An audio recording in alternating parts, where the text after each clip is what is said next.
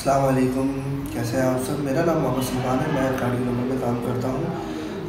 आज related video ये है कि नमाज के बारे में है। तो आइए अब नमाज के बारे में सुनते हैं कि क्या हुक्म दिया गया है नमाज। दोस्तों, नमाज की अहमियत इंसान की ज़िंदगी में बहुत ज़्यादा ज़रूरी है। नमाज इस्लाम का पहला रुकन है। नमाज इस्लाम का सबसे अहम व अकरम फरीज़ा है। नमाज दीन का सुतून होने के साथ दिल का नूर भी है।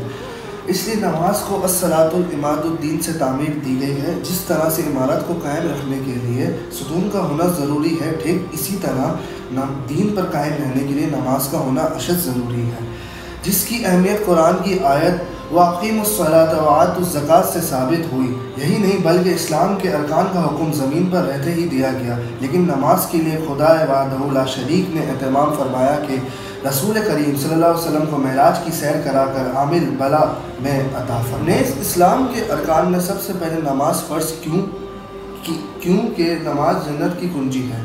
नमाज के बारे में अबू हुरैरा रज़ियल्लाहु ताला अन्हु से रिवायत है कि रसूल दो आलम सल्लल्लाहु अलैहि वसल्लम ने इरशाद फरमाया, क़यामत के दिन बंदे के अमाल का जो हिसाब होगा उनमें सबसे अव्वल नंबर पर नमाज होगी। देखिए, नमाज में इतनी अहमियत दी गई है कि क़यामत के दिन सबसे पहले हमसे जो सवाल हिसाब और किताब होगा वो नमाज का। नमाज अगर हमारी दुरुस्त निकली तो बंदा कामयाब होगा, और अगर नमाज ख़राब निकली तो नाकाम होगा और उसका हमें सख्त नुकसान उठाना पड़ेगा। नमाज की अदायगी हर मोमिन मुसलमान मर्द और बारिक पर फ़र्ज़ है। नमाज दुनिया व आखिरत में बख्शिश का एक बेहतरीन ज़रिया है। लेकिन एक वक्त की नमाज ना अदा करने पर हुज़ूर करीम सल्लल्लाहु अलैहि वसल्लम ने इरशाद फरमाया, जिसकी असल की एक नमाज कज़ा हो जाती है या रह जाती है, उसका इस कदर नुकसान हुआ कि जैसे उसके अहल व औलाद सारा माल ख़त्म हो गया हो। इसी पर बस नहीं बल्कि इमाम इब्न अल करीम रहमतुल्लाह अलैह फरमाते हैं कि बंदे को अल्लाह के सामने 2 मरतबा खड़ा होना है।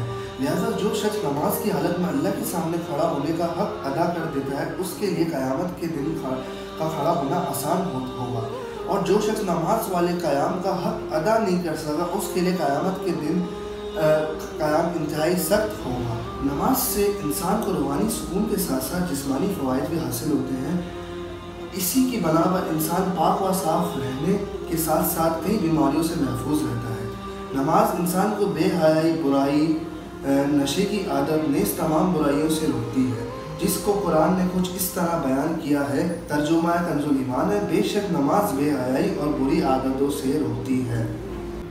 अजीज़ साथियों, ज़रा सोचिए कि वो हकीकी मालिक जो हमारे गुनाहों के बावजूद भी हमें इतनी नेमतों से नवाजता है, महरूम नहीं करता है, तो नमाज का सवाब कितना होगा ये अंदाज़ा करना मुश्किल ही नहीं, नामुमकिन है।